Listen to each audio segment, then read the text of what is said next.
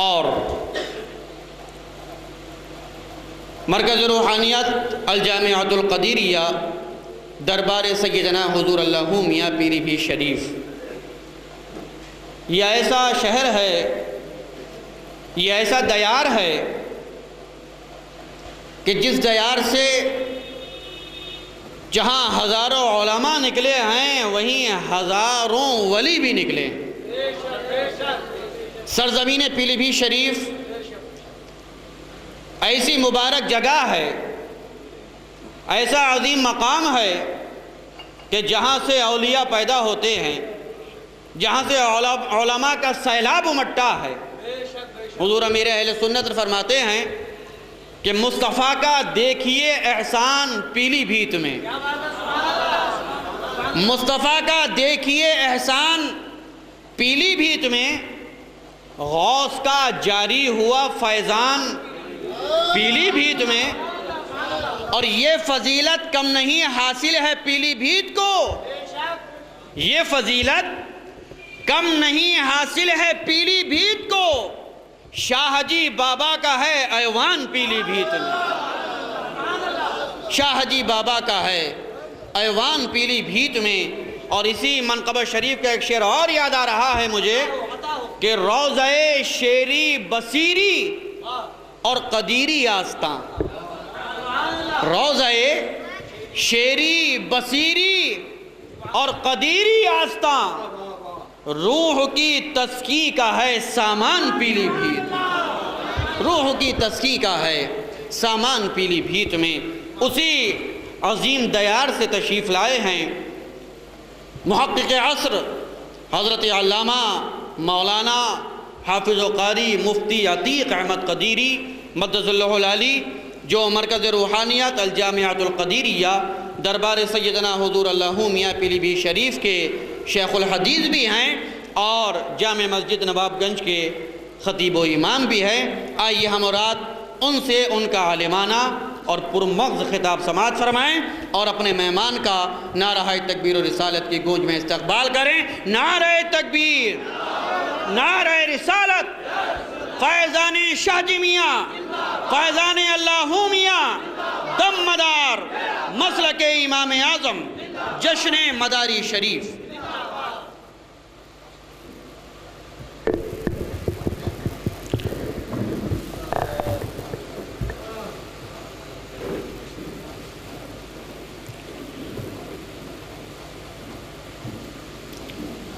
حضور مناظر اعظمت و دیگر جملہ مکن پور شریف کے سجادگان، ذوی الاحترام علماء کرام، معزز سامعین کرام، السلام علیکم ورحمۃ اللہ وبرکاتہ۔ نحمدہ و نصلی علی رسولہ الکریم، اما بعد۔ محترم حاضرین کرام، جیسا کہ آپ کو معلوم ہے کہ آج ہم اور آپ سب مل کر جشن مداری شریف منا رہے ہیں۔ اللہ تعالی ہمیں ایسی ہی مزید نعمتوں سے سرفراز فرماتا رہے اور ہم اسی طرح سے شب و روز اس کی نعمتوں کا چرچا کرتے رہیں۔ قرآن مقدس فرقان حمید کی ایک آیہ مبارکہ ہے، انما یخشی اللہ من عبادہ العلماء۔ اللہ تعالیٰ فرماتا ہے کہ اللہ سے ڈرنے والے صرف علماء ہی ہیں۔ علماء سے مراد علماء ربانیین ہیں۔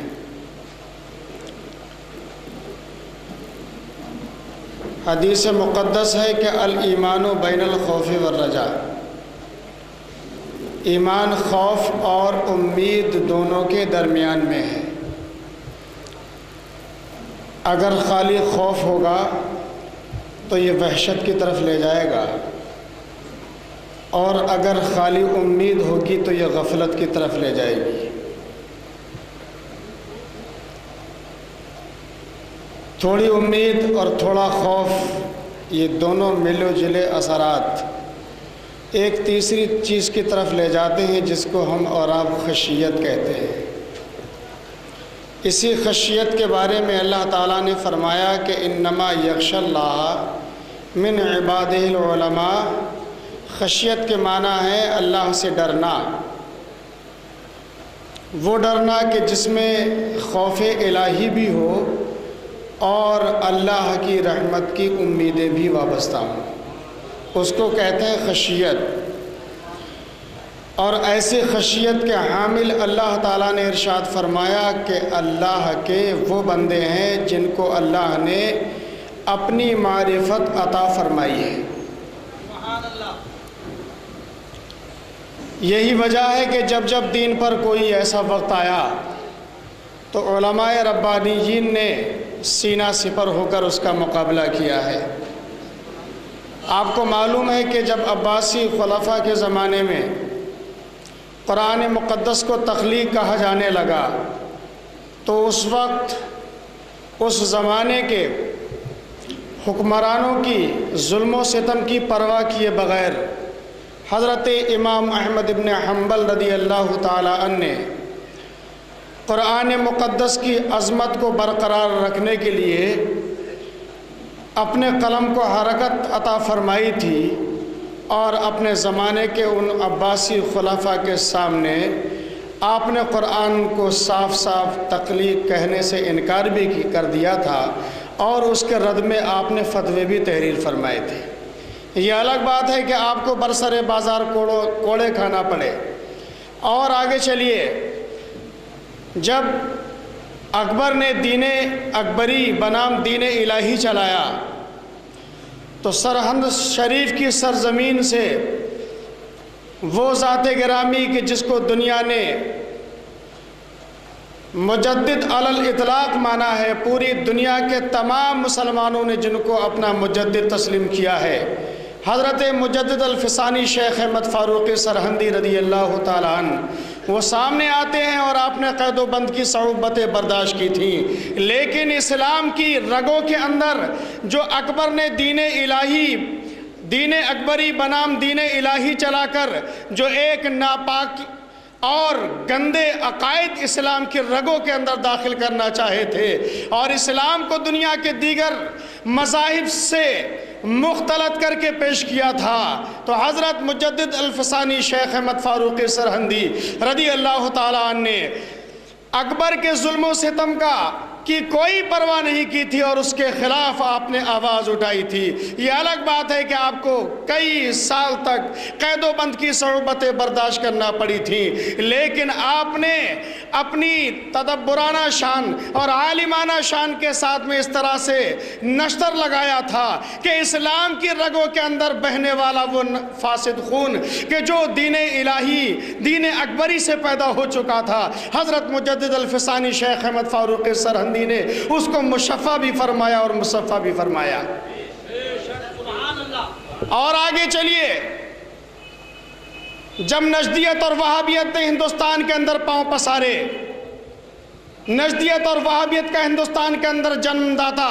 اسماعیل دہلوی نے گندے اور فاسد عقائد کو اسلام کے پاکیزہ اصول اور عقائد کے ساتھ میں جب مختلط کیا تھا، تو اس زمانے میں حضرت علامہ فضل حق خیر آبادی رضی اللہ تعالیٰ عنہ نے زبان اٹھائی تھی اور فرمایا تھا کہ جو اللہ کے رسول صلی اللہ علیہ وسلم کے علم غیب کا انکار کرے، سرکار کے علم کو جانوروں کے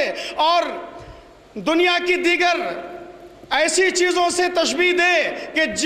جس کو سننے کے لیے ہمارے کان بھی، جس کی سماعت کے لیے تیار نہ ہو، تو اس وقت حضرت علامہ فضل حق خیر آبادی رضی اللہ تعالیٰ عنہ نے اپنی تقریروں کے ذریعے سے اور اپنی تحریروں کے ذریعے سے نجدیت اور وہابیت کا قلع قمع کیا تھا، اور ساتھ ہی ساتھ آپ کی نگاہ ولایت یہ بھی دیکھ رہی تھی کہ مستقبل میں ایک وہ گروہ بھی پیدا ہونے والا ہے جو ہماری ہی جماعت سے ہوگا، جو عشق و محبت کا دعویٰ بھی کرے گا، لیکن ساتھ ہی ساتھ اسماعیل دہلوی کے فاسد عقائد اور ناپاکی اور ناپاک پاک عقائد کو پیش کرے گا اور ساتھ ہی ساتھ عشق و محبت کا دعویٰ بھی کرے گا۔ تو آپ کے قلم نے یہ بھی لکھ دیا تھا کہ جو اسماعیل دہلوی کے عقیدے سے اپنا عقیدہ ملائے اور اس کی حمایت میں اپنے قلم کو جنبش دے تو وہ بھی انہی میں سے ہے جو اس کے ایمان کے اندر، جو اس کے کفر کے اندر شک و شبہ کی اگر گنجائش بھی رکھے، اگر ذرا سا بھی شک و شبہ پیدا ہو جائے تو وہ بھی اسی کے عقیدے سے ہے اور وہ بھی نجدی اور وہابی ہے۔ یہ الگ بات ہے، کچھ کو پرانے وہابیوں کا نام دیا گیا اور کچھ کو نئے وہابیوں کا نام دیا گیا ہے۔ البتہ زمانے نے اور دنیا کے لوگوں نے بخوبی اس بات کو سوچ لیا ہے اور سمجھ لیا ہے کہ حق کیا ہے اور باطل کیا ہے۔ اور ایک زمانہ آگے آتا ہے کہ جب کہ عشق و محبت کا دعویٰ کرنے والوں نے جب خانقاہی مشن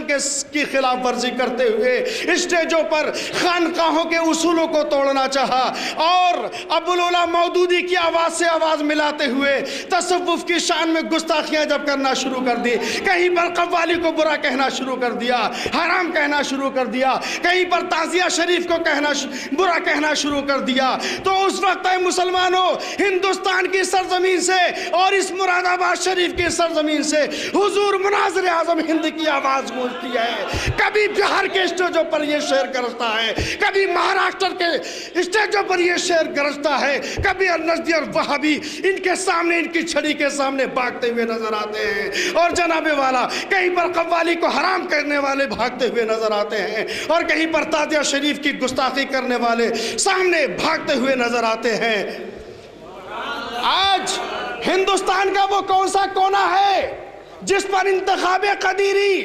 کا احسان نہ ہو؟ ہندوستان کا وہ کون سا شہر ہے اور کس شہر کے سنی مسلمان ہیں جس پر انتخاب قدیری کی تبلیغ اور تقریر کا احسان نہ ہو؟ ہندوستان کے اندر اگر سنیت باقی ہے، اگر سنیت کا کوئی محافظ ہے تو وہ صرف انتخاب قدیری ہے۔ بس اسی پیغام کے ساتھ